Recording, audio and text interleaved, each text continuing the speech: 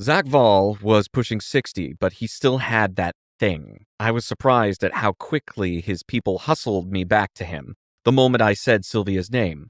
One minute I was just another idiot crowding the stage, the next I was surrounded by giant men in black t-shirts, forming a protective cordon around me as I was ushered past multiple checkpoints to end up at a dressing room that smelled like sweat and stale perfume.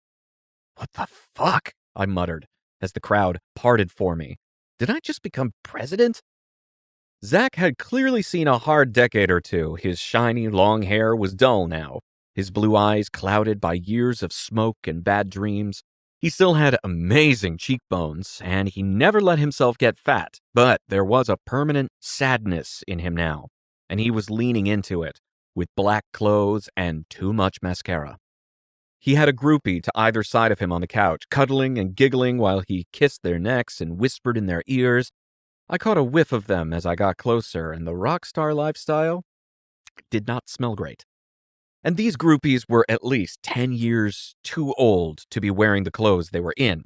I got a closer look at them and wondered if there were a couple teenage girls lost in the crowd looking for their moms. Zach looked very comfy on his couch, but as soon as he saw me, he jumped to his feet and waved at the groupies to fuck off.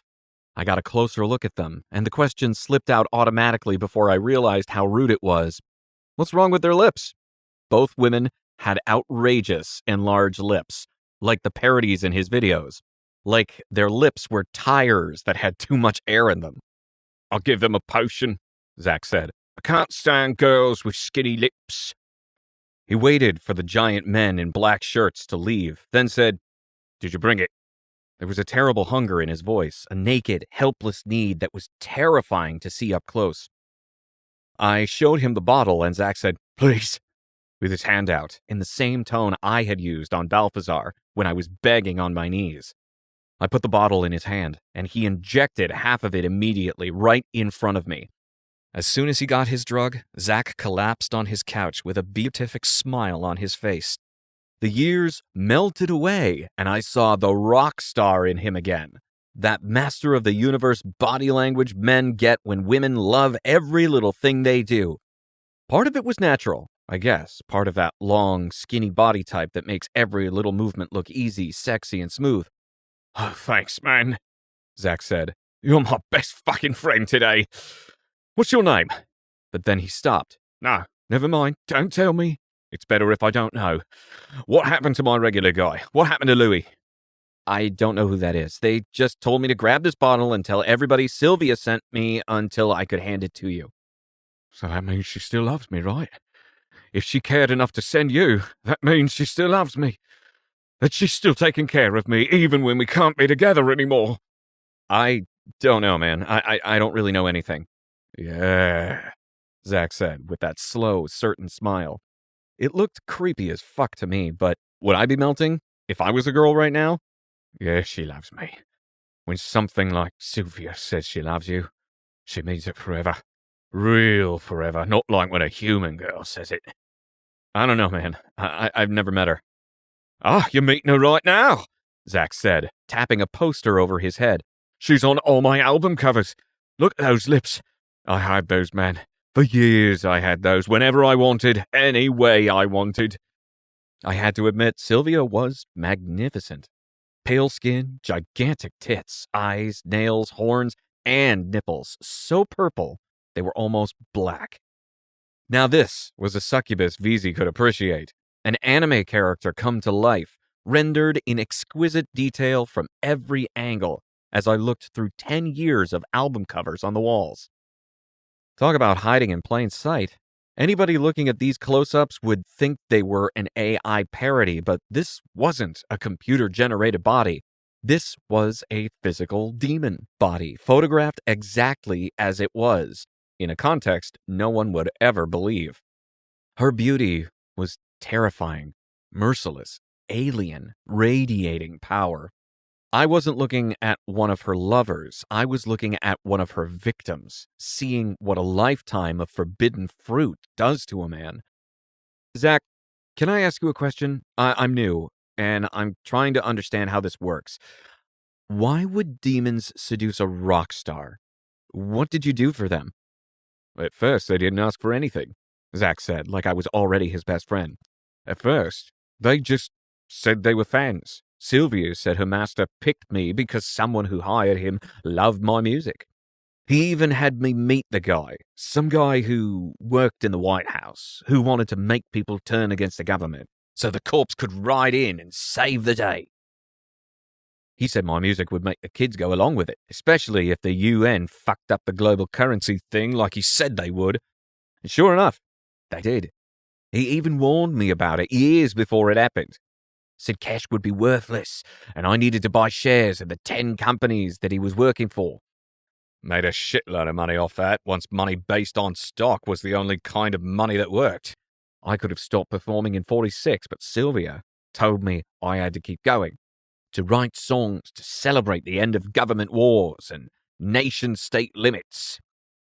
No borders, no debts, a whole world liberated from all the shit that owned them. Mortgages and car payments and student loans and shit. All gone, so let's party. And we did. This dude was so happy the day money stopped working, he gave me his daughter. Said she wanted me to be her first, and that I should keep her in my suite until shit blew over. That I could just drop by and bring her back to Virginia whenever. Really sweet girl. I think she's got a dad's job now. Zach, did Sylvia ever make you hurt anybody? Kind of, but it doesn't count. When Sylvia tells you to do something, you just do it, and it feels great. Whatever it is, it feels great. She can tell you to stick a knife all the way through your hand, and you'll just giggle and make funny patterns with the blood. So when she tells you to kill somebody, it's not really you. I mean, it's your hands, I guess. You can see it and smell it and hear people make noises when they die, but you don't care like you would if it was you. Some of the government guys balked when the corps asked them to step down, so we gave their kids free tickets to my show. Most of the resistance gave up right away when they saw their daughters with me. But sometimes they would resist, and Sylvia would make them do stuff and send video to their dads. Pretty nasty stuff. But it wasn't me doing it. It wasn't my soul hurting people. Those were just my hands, being used by someone else. Sylvia killed a couple of people with my hands. But none of that was me. I would never hurt anybody. I didn't used to need this, Zach said, sloshing the liquid left in his bottle. I was never a fucking drug addict. I was never like those old fucks from 20C. I took care of myself. Diet, exercise. I was clean, and I made everyone around me work clean. And I met Sylvia, and the way she makes you feel. Just one word, and she can make it the best day of your life. I don't really like heroin, or whatever this new shit is. It's just the only thing that can make me feel the way she did. I wouldn't need any of this shit if she would just let me hear her voice again. I don't need much. Just pop in and say one word to me every couple of days. Just walk by and let me see her. Maybe a little kiss, just for old times. Zach, are you okay? Do you need me to get somebody? Nah, he said, suddenly sounding sober. Just drifting a little. They've really improved it since last time. Zach, did you ever ask for help? Did you ever try to get out? To get away from the demons? Sure, he said. I even went to church. Lost my shit in front of a burned-out altar and begged Gabriel to come and save me. This angel chick came down and bitch-slapped me. That's where I got this. Zach turned his head and showed me a burn mark on his cheek. She said I was a nasty, unclean liar. She said I couldn't ask for forgiveness for anything until I admitted it was my fault. But it wasn't my fault. Sylvia did all that shit, not me. That angel bitch vanished and left me there. So I went back to Sylvia and said I was sorry and let her know I was all in. She's going to reward me too. She's going to make me a demon when I die. A beautiful rock and roll demon, playing songs for all the souls in hell. She's made me wait all this time, but I know she'll pay up eventually. Demons always keep their word, not like people. People lie all the time. Zach, do you want to die? Nobody wants to die, Zach said. It's just the only way to not live anymore. I only had a couple of moments like that, Zach said. Most of the time it was fun. So much fucking money. Cars and boats and planes. I saw the whole fucking world. Nobody partied as hard as I did when I started, and nobody else saw the shit I've seen. Sylvia took me to places no one can go. I saw fucking Atlantis, man. Wrote a song about it. Everybody thinks I made it up, but that shit in that video, that shit I really saw. Glass columns and walls made out of crystal, rows and rows of cages with bones of crazy animals in them. The shit I saw. I wouldn't trade that for anything. And you could have some serious fun when you have your own demon. You look really young to be doing this kind of shit, Zach said, eyeing me. Are you a CEO's kid? Are they recruiting you for something? What's your thing? I said, magic, before I could stop myself. Wait, Zach stammered, as his whole demeanor changed. Oh, God, oh, shit, oh, fuck. Are you one of those wizards? Holy shit, you didn't tell me you were one of those wizards! Please, man, I was just fucking around, okay? All the shit I told you, I was just fucking around, talking shit to the new kid, you know? I didn't mean any of that shit I said. I'm not angry, I'm not sad, I'm happy, and I'm loyal. I'm ready to go. Whatever the big guy needs, I'm still here, and I'm ready to work. I'm sorry if I've let myself go, but I promise I can still get shit done. Please don't tell your demon anything I said. Please don't repeat any of it to anyone who works for him. Tell him I'm grateful, all right?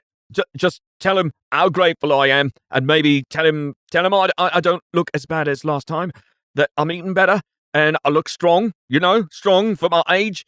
Can you tell him that? It's okay, I said, trying to reassure him.